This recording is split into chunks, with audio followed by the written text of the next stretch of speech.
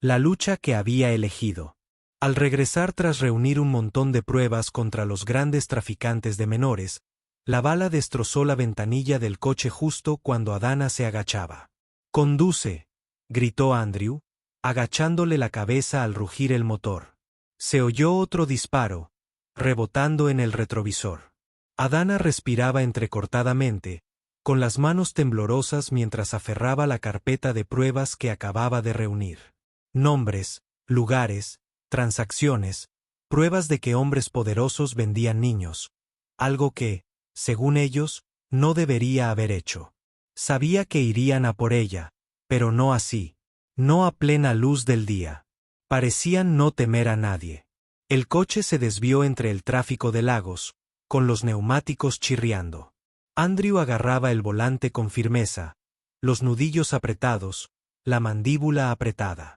«Hoy no vamos a morir», murmuró, más para sí mismo que para ella. Sabía que esto no sería el final y se sentía realmente impotente en ese coche. Pero siempre había sido un buen conductor, y esa habilidad le vino muy bien. Rápidamente entró en un centro comercial muy concurrido. Los tiradores no tuvieron más remedio que irse y luego se escabulleron en otro coche a su casa. Adana contactó rápidamente con los agentes de seguridad. Justo cuando terminaba de contestar la llamada, vibró su teléfono. Era Faye llamando desde su escuela. «Mamá, ¿estás bien?». «Las noticias». «Estoy bien». Mintió. Adana no estaba tan preocupada por Faye. Sabía que no irían tras él. Su escuela es bastante segura y puede que no entiendan que él también es como un niño para ella y que no lo ve como el hijo de nadie. Lo sabía porque sabe que esa gente mala no creerá que otros puedan ser tan buenos. Aunque le dijo a Femi que estaba bien, no lo estaba. Esa noche, la policía irrumpió en su casa, asegurando el perímetro. El inspector, un hombre cansado de ojos cansados, admitió la verdad. «No se detendrán, señora Adana. Está exponiendo demasiado». Mientras regresaban a la cama, Andrew la atrajo hacia sí, en voz baja. «Necesitamos irnos solo un rato». «Los gemelos». «No». Adana lo interrumpió. «Si corro, ellos ganan». Estudió su rostro y asintió. «Entonces peleamos». Y lo hicieron. Pero el submundo acababa de disparar su primer tiro real. Pero antes de continuar, Adana se aseguró de que su padre, que moriría por preocuparse por ella, se fuera primero. La discusión sobre la necesidad de que su padre, Amecha, se fuera, duró 3 días. Él se había negado a irse. «¿Quieres que corra?». La voz de Mecha tembló de furia. «Mientras mi hija lucha sola», Adana le aferró las manos. «Papá, no puedo perderte también». Su padre, antaño una figura imponente en su vida, ahora un poco encorvado por la edad, la desgarró. «Enterré a tu madre. No te enterraré a ti». Andrew intervino. «Señor, por favor. Si no pueden llegar a Adana, vendrán por ti, y si te hacen daño». La mirada fulminante de Amecha lo silenció. «Así que debería esconderme como un cobarde». La voz de Adana se quebró. «Sobrevive por mí». Volvió a reinar el silencio en la habitación. A la mañana siguiente, Amecha estaba en el aeropuerto, con su única maleta a sus pies. Adana le había reservado un vuelo a Londres, donde su padre adoptivo lo acogería. «Llámame todos los días», susurró, abrazándolo con fuerza. Él le ahuecó la cara, con las manos ásperas por décadas de duro trabajo. «Termina con esto, Adana. ¿Me oyes? Termina con ellos». Las lágrimas nublaron su visión mientras él se alejaba. En el avión, miró por la ventana mientras Lagos se encogía bajo él, con los puños apretados. Se había pasado la vida deseando estar en la vida de Adana, y ahora debía irse de nuevo. Se sentía pequeño, pero sabía que esto también era por su hija. Que él resultara herido la lastimaría mucho, y él no quería eso. Así que ahora, por primera vez, tenía que aprender a alejarse para poder vivir de nuevo, por la hija que ama. Adana estaba sentada en su oficina, revisando los expedientes de los niños rescatados de su fundación. El sol proyectaba rayos dorados a través de los grandes ventanales, un marcado contraste con las oscuras historias que lidiaba a diario. Su teléfono vibró. El nombre de Andrew apareció en la pantalla. «Hola, cariño, ¿cómo va el trabajo?», preguntó. «Ocupada, pero bien», respondió sonriendo. «Las gemelas están con tu mamá, ¿verdad? Incluso sus hijas gemelas, a las que tanto quería. Tuvieron que irse un tiempo a vivir con su suegra por su seguridad». «Sí, están a salvo». Un golpe las interrumpió. Femi estaba en la puerta, ahora un hombre joven, con el rostro tenso. «Mami, tenemos un problema». «¿Qué pasa? ¿Django?» «Está fuera». El teléfono se le escapó de las manos. Django se había escapado de la prisión.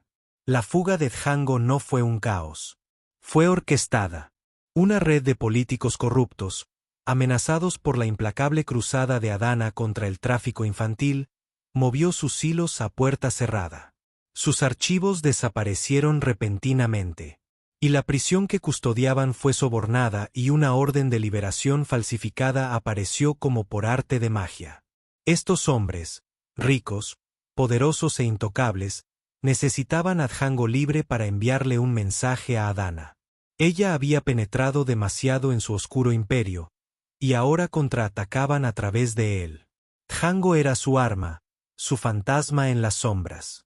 Su libertad era una señal. El sistema estaba podrido, y cualquiera, quien se atreviera a interrumpirlo pagaría un precio devastador. Aunque nadie sabía cómo escapó Django de la prisión, los rumores de hombres poderosos que manejaban los hilos se filtraban por las calles. A Adana se le heló la sangre. Había pasado años desmantelando su imperio, testificando contra Django, el hombre que la compró a su madrastra y la trató como a una esclava. Había luchado con todas sus fuerzas, asegurándose de que él se pudriera entre rejas. Pero ahora era libre, dispuesto a contraatacar, y Adana sabía que corría un grave peligro. Andrew corrió a casa con el rostro sombrío. «Necesitamos reforzar la seguridad. Si sale, vendrá a vengarse». Adana asintió, pero el miedo se le encogió en el estómago. Y Django seguía allí fuera. La habitación olía a humo de cigarro y a whisky caro. Django estaba sentado a la larga mesa rodeado de hombres con trajes a medida. El senador Akon, el jefe Deji y otros cuyos nombres nunca aparecieron en las noticias, pero cuya influencia asfixió a la ciudad. «Tienes potencial», dijo el senador Akon, agitando su bebida. «Pero te falta visión». Django sonrió con suficiencia. «Sé cómo vender productos. Los niños no son solo productos». El jefe Deji corrigió su voz con voz áspera.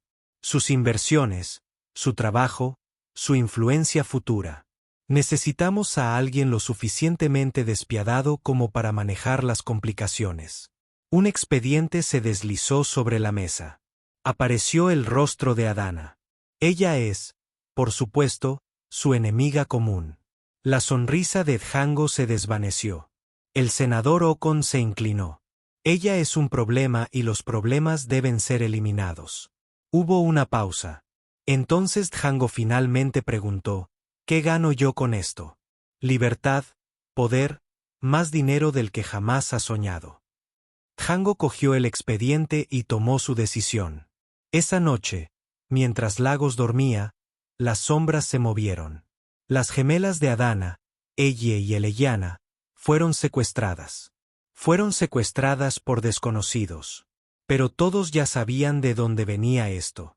Este es el peor miedo de Adana, sus queridas gemelas, y tiene que afrontar la realidad y lidiar con ello. Una nota de rescate llegó al amanecer. «Me lo quitaste todo. Ahora yo te lo quito a ti». El mundo de Adana se hizo añicos. La policía fue lenta, demasiado lenta. «Estamos haciendo todo lo posible», dijo el inspector. Pero Adana vio la vacilación en sus ojos. Alguien estaba bloqueando la investigación. Andrew le apretó la mano. «Los encontraremos». Pero Adana sabía que el tiempo se agotaba. Si las autoridades no actuaban, ella lo haría. Convocó una rueda de prensa. Su voz rugía de furia. Mis hijas, mis gemelas, Ella y Eleyana, fueron secuestradas por un monstruo que este país liberó. Si el gobierno no me ayuda, lucharé sola. Sus palabras encendieron un fuego. Mujeres de Lagos, madres, hermanas y sobrevivientes escucharon su llanto. A la mañana siguiente, miles marcharon en apoyo de ella, coreando consignas. Invadieron las calles, un mar de rabia y desesperación. El mundo observaba. CNN, BBC, Al Hacer. La protesta fue tendencia mundial. Salven a Adanis. Justicia para los robados. La presión aumentó. El gobierno, luchando por salvar las apariencias, finalmente actuó, pero ya era demasiado tarde para advertencias. Django ya había actuado. El almacén abandonado donde Django mantenía a las gemelas de 12 años estaba lleno de óxido y miedo. Django sonrió, sus dientes amarillos brillando en la tenue luz. Los gemelos, atados y amordazados, temblaban en un rincón. Tu mamá se cree intocable, se burló. Pero yo siempre gano. Su teléfono vibró. La Vister, su leal matón, era quien llamaba. Cuando los poderosos políticos corruptos liberaron a Django, le dieron un equipo criminal con el que trabajar. Lo único que estos hombres poderosos quieren es enseñarle a Adana que ellos son los que mandan. Aunque son políticos, sus mayores recursos provienen del tráfico de niños. Y Adana está sacudiendo ese negocio. No les gustó, y ahora le van a dar una lección. Usando a Django, la Vister habló por teléfono. Jefe, el calor es demasiado. Las mujeres, las protestas, todo el mundo está mirando. Django gruñó. Entonces, terminamos con esto ahora. Un disparo resonó en el aire. Una gemela cayó. Era ella. Eleyana presenció la pesadilla. Sintió que era ella la que había muerto y no su hermana. Amecha. El padre de Adana recibió la llamada primero. Se le doblaron las rodillas. ¿Cómo podía decirle a su hija que su hija se había ido, si no tenía por qué decírselo? Django le pidió al hombre que le enviara una foto de lo que quedaba de ella a Adana. Cuando Adana la vio, su grito atravesó el cielo. Andrew la abrazó mientras se desplomaba. Su dolor era incontrolable. Nunca imaginó este día después de luchar con tanta fuerza para acabar con el mal de vender niñas inocentes. El mal que lucha por acabar contraatacó. Y ahora su hermosa ella se ha ido. Asesinada por la gente malvada que el país toleraba. Pero la rabia pronto reemplazó a la desesperación. Los quemaré a todos, susurró. El mundo está actuando ahora. Los gobiernos extranjeros alzaron la voz, diciéndole al gobierno que intervendrían si no se encargaban del asunto. Otros países también llamaban. La presión aumentaba. El gobierno tenía que actuar. Los políticos que habían apoyado a Django huían, cortando lazos, dejándolo ahogarse solo. Teníamos un trato, gritó al teléfono. Habría estado cumpliendo cadena perpetua si no me hubieran hecho a quien yo. Dijiste que querías derribar a Adana. Solo estoy ayudando. ¿Por qué actúas como si esto fuera culpa mía?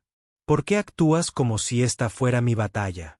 Recuerda que me sacaste de la prisión para luchar por ti, para derribar a Adana. ¿Por qué me abandonas? Sus palabras fueron recibidas con silencio. En ese momento decidió que no caería solo. Esa noche, Django le ordenó a Leísta que secuestrara a Andrew, el esposo de Adana, de su casa. Una moneda de cambio desesperada. Ahora serán ellos y Adana, pensó Changango. Pero Adana estaba lista. O creía no saber que realmente estaban dispuestos a quebrarla. Leísta finalmente secuestró a Andrew. En las garras de Leavista, Andrew soportó la agonía que ningún padre debería soportar. Atado a una silla en una habitación húmeda y podrida, fue golpeado por información que no tenía. Cada golpe estaba plagado de burlas sobre su esposa, su impotencia. Pero lo que lo quebró no fue el dolor. Fue el silencio. sin saber si Eliana seguía viva, sin saber si Adana estaba a salvo. Su mente daba vueltas. Cada segundo, un lento ardor de miedo. Pero incluso en la oscuridad, se aferró a la esperanza. Adana creía en su fuerza. Y cuando la policía irrumpió, esa creencia fue lo que lo mantuvo respirando. La policía, ahora bajo escrutinio internacional, actuó con rapidez. Una pista los llevó al escondite de Leísta. Hubo un tiroteo. Entonces rescataron a Andrew, magullado, pero vivo. Leísta, desangrándose, pronunció un nombre entrecortado antes de desmayarse. El senador Oaken. Él era su patrocinador, uno de ellos.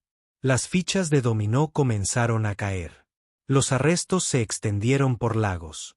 Políticos, empresarios, traficantes. Django no se atrevió a matar a la gemela que quedaba, Eliana. Ella era todo lo que tenía para negociar, ya que ahora estaba solo. Un día, se mudaba de un almacén a otro cuando un francotirador le disparó. Eliana fue rescatada. Cayó en una zanja con una bala en el cráneo. Cuando Adana vio a su gemela superviviente, Eliana, fue como mirarse a un espejo roto por la mitad. Los ojos de la niña, antes llenos de asombro, estaban atormentados. El trauma se reflejaba en cada parpadeo. Adana lloró, no solo de alivio, sino de culpa. Corrió hacia su hija, la abrazó fuerte, inhaló su aroma como si fuera oxígeno. Mientras tanto, los agentes de seguridad seguían trabajando. Se rumorea que secuestraron niños, y la policía ya los estaba buscando. Lo que el mundo no esperaba es que estos criminales tuvieran un almacén para humanos donde guardan niños para realizar transacciones. La puerta del almacén explotó hacia adentro. Las manos de la policía estaban donde podíamos verlas. Los niños, sucios, desnutridos, algunos de no más de 6 años, se acurrucaban en jaulas. Un niño con los ojos hundidos susurró: «Dijeron que matarían a mi hermana si gritaba».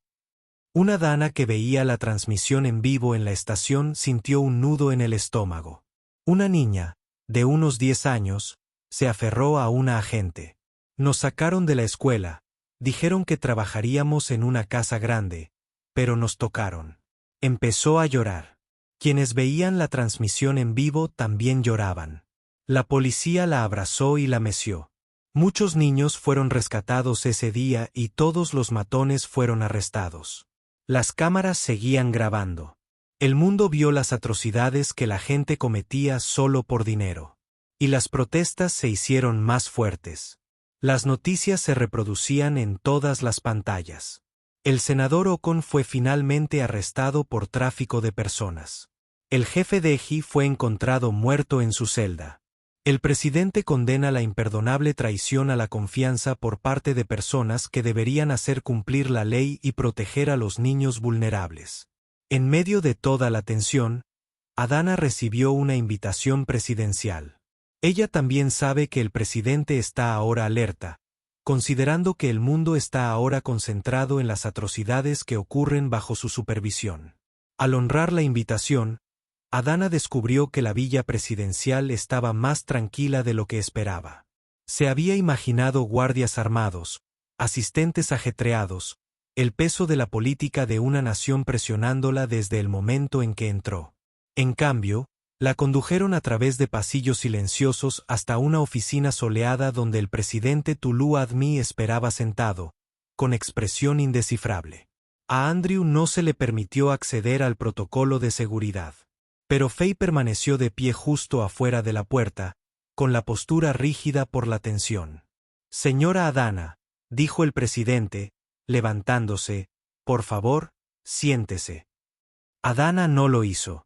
«Con el debido respeto, Su Excelencia, mis hijos están en peligro. No tengo tiempo para formalidades». Un destello de respeto, culpa, se reflejó en su rostro. Volvió a señalar la silla. «Por eso necesitamos hablar». Ella se sentó. Por un momento, el único sonido fue el zumbido del aire acondicionado. Entonces, el presidente exhaló. «¿Qué te está pasando?». Es una vergüenza para esta nación. Los dedos de Adana se apretaron alrededor del reposabrazos. ¿Una vergüenza? Mi hija ha muerto. Mi Elle se ha ido, Su Excelencia. Lo sé. Bajó la voz. Y te fallé. Se hizo el silencio de nuevo. Se inclinó hacia adelante, con los codos sobre el escritorio. Los hombres detrás de Neno, el senador Ocon, el jefe Deji, los demás, llevan años operando. Han enterrado investigaciones, sobornado a jueces, silenciado testigos, pero tú, rompiste su sistema. Adana es. Me quemó la garganta, y mi hija pagó por ello. El presidente apretó la mandíbula. No puedo traerla de vuelta, pero te prometo esto, nadie volverá a tocar a tu familia. Presionó un botón en su escritorio. La puerta se abrió y entró un oficial uniformado. El coronel Ibrahim, jefe del equipo de seguridad presidencial.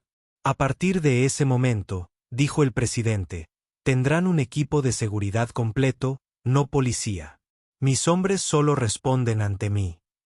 Adana estudió su rostro.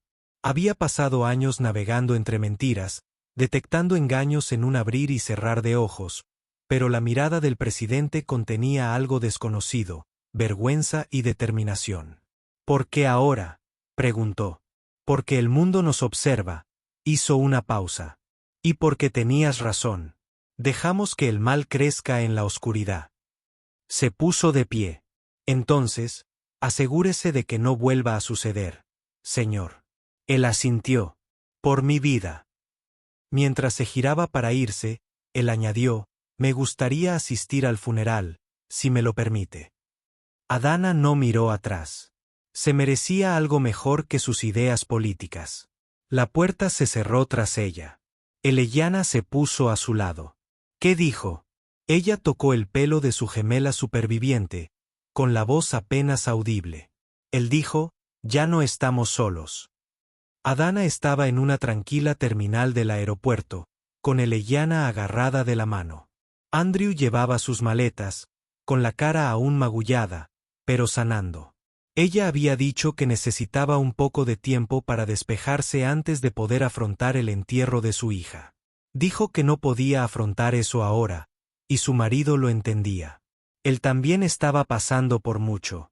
Así que la familia voló fuera del país por el momento. Necesitaban respirar, llorar. Y luego regresaron después de solo una semana para enterrar a su hija. El entierro de ella fue pequeño y privado. El premio póstumo del presidente, una medalla a la valentía sin medida, reposaba sobre el pequeño ataúd de ella. Adana permanecía de pie junto a la tumba de su hija, con lágrimas en los ojos. Andrew le cogió la mano, y Faye y Eleyana estaban a su lado. Nos aseguraremos de que ningún otro niño sufra así, prometió. El gobierno extranjero, conmovido por su lucha, emitió una advertencia. El país rendiría cuentas si Adana o su familia volvían a ser amenazados. A pesar de la pérdida, Adana se negó a ceder. Se negó a huir y sus cimientos se fortalecieron. Las leyes cambiaron, más niños fueron salvados y lograron destruir la red criminal. Años después, Adana se sentó en su porche viendo a Eleyana jugar con sus nuevos hermanos, niños que había rescatado, al igual que Faye. Las cicatrices permanecieron, pero también su fuerza. Se había enfrentado a monstruos y había vencido. Y cuando Adana finalmente dormía, no soñaba con monstruos, sino con la victoria. Los niños atrapados que ahora están salvados y sonríen gracias a su coraje para atreverse a desafiar el mal y ponerle fin. ¿Cuál es tu opinión sobre esta historia? Me gustaría leer tu opinión. ¿Dónde estás? ¿Desde dónde la estás viendo? Si te gusta esta historia, comenta, compártela y suscríbete a nuestro canal para ver más historias interesantes.